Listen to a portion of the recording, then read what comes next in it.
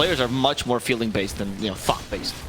As I will go back to my point that Hector told me recently, or Chris Luck told me about Hector, that it took Hector 6 months to know that the Bloodseeker Shard heals you. And since it was out, right? And it was because Hector has never bothered to read a skill in his... Not a natural English speaker. There you go, yeah, that's why I moved my hands. It does feel a little bit weird to do this against Thunder, because Thunder feels more like the secret, you know? Like, they're faster. They're the Enigmas, the secrets, you know, that's their playstyle. So it's interesting that they're choosing to do this. Yeah, Sacred just going D-ward. In the meantime, is that a Dagon? It's not a Dagon. What? It was just an avalanche toss. Deleted. Matthew could be in trouble himself. A little bit cocky on Pagaz though. Surprised that happened to him as Lasso.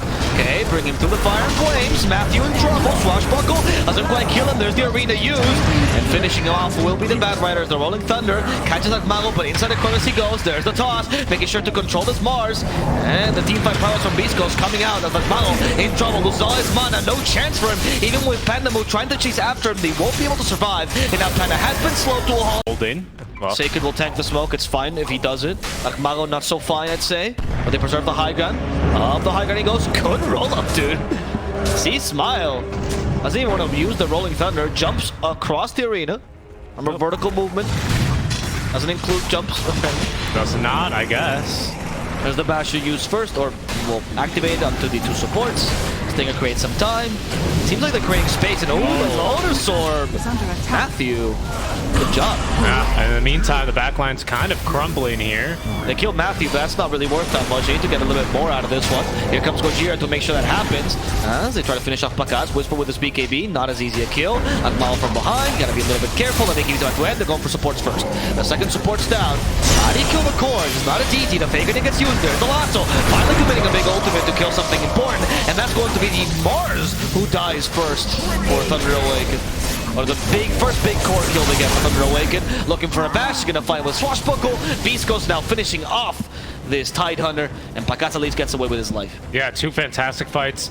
Not quite back-to-back, right? The fight to get him into Roche, and now the big team fight. When it comes to the full 5-on-5 engagement, it seems like Beast Coast right now has the edge, and not quite the damage, though, to pick off Pagaz. Whoa! Whoa! Pagaz! That is an uncharacteristic mistake on the Pagaz Morphling. That was odd, and also TPing there. What is happening, Thunder? They are actually losing the plot right now.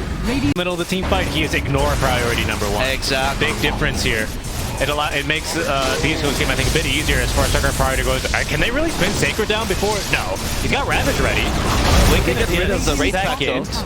Impact is down. That's a big utility here as well, as there's going to be the Cold Embrace securing at least Gojira's life for now. Malgo pops the VKB as Hector with another spin in a couple more seconds here. Could be potentially dangerous. A good curse here sets up for potentially a kill on a Dark Malgo. Sacred blinks into it. He's got Ravage when he comes out, but no chance to use it to save Dark Malgo, nor himself, as he will fall to Hector. With him.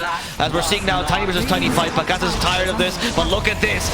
He fights back. The real Tiny might just be stronger. Pagaz is being run down now by the Blade Fear. The Scotty also stopping, and there's the Basher from the Pango coming into play. As Pagaz trying to run away, he has a wait for him, and he just barely gets away. Wisper trying to chase him down instead of for Matthew. He does break the Lincoln though, and with the Aethlins gets the lasso off. The spell immediately of Pagaz gets swallowed up with the Omni Slash. Beast Ghost will probably take game #1. Oh yeah, straight down to the there you go. Gonna call it. Of course, the only less than tier 5 neutral item in the game to break a Lincoln's is that Fae Grenade. Great usage there just to secure the game. The Aether let's pick up as well.